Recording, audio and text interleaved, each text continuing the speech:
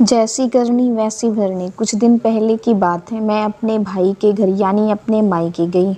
वहाँ अपनी मम्मी और भाभी के साथ बैठकर बातें कर रही थी कि बाहर की घंटी बजी तो देखा एक औरत अंदर आई। बड़ी दीनहीन सी लग रही थी, सादे से कपड़े, कैंची चप्पल में।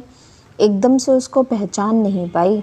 भाभी ने जब उसको पानी दिया तब माँ ने बताया कि ये नीलिमा है, पहचाना नहीं तुमने? मैं तो एकदम से हैरान ही रह गई देखकर। ये वही नीलिमा भाभी हैं जिसके कभी शाही ठाठ हुआ करते थे। मेरी शादी से पहले नीलिमा भाभी का और हमारा परिवार एक ही गली में रहते थे। एक दूसरे के घर आना जाना भी था क्योंकि दूर की रिश्तेदारी भी थी। मेरी शादी के बाद दोनों भाइयों ने वो मोहल्ला छोड़ दिया और अपने अपने घर दूसरी जगह पर बना लिए। नीलिमा की शादी तो मेरे सामने ही हुई थी। उसकी सास कितने चाव से बहू लेकर आई थी। बेटे की शादी के कितने ही सपने देखे होंगे उसने। बहू के आने से ऐसा लग रहा था जैसे उसको जमाने भर की खुशियां मिल गई हो। लेकिन ईश्वर की मर्जी थी या शायद उसके भाग्य में खुशियां थोड़े दिन के लिए ही थी कि शादी के 2 महीने बाद ससुर जी चले गए।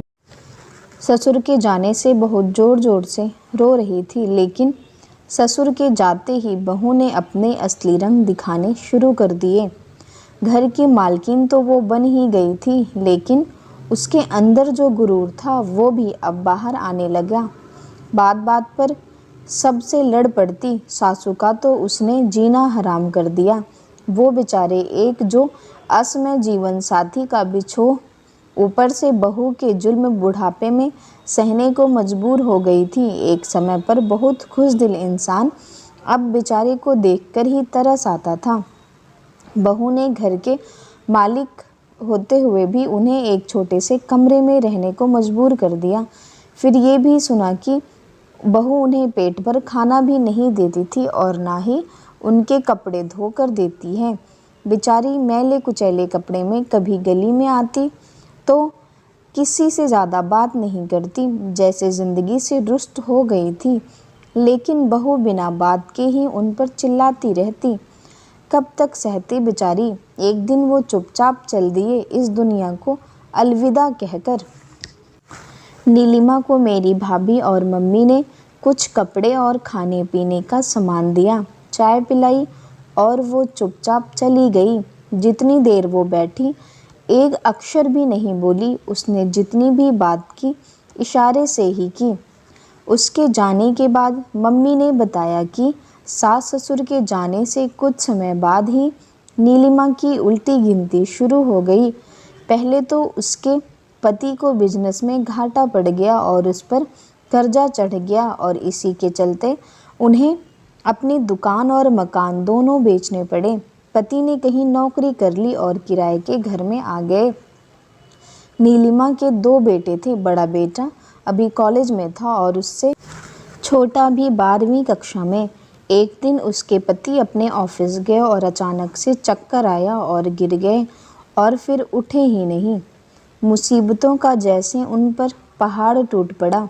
किसी तरह किसी पहचान वाले को बोलकर बड़े बेटे की पढ़ाई छुड़ाकर नौकरी लगवाई और फिर दूसरे बेटे को भी पढ़ाई छोड़नी पड़ी क्योंकि एक की तनख्वाह से घर का गुजारा नहीं हो रहा था, तो पढ़ाई का खर्चा कैसे पूरा होता।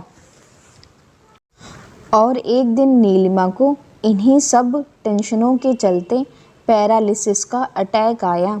मायके वालों की मदद से, दवाइयों और इलाज से वो थोड़ी बहुत ठीक तो हो गई, लेकिन उसकी ज़ुबान चली गई।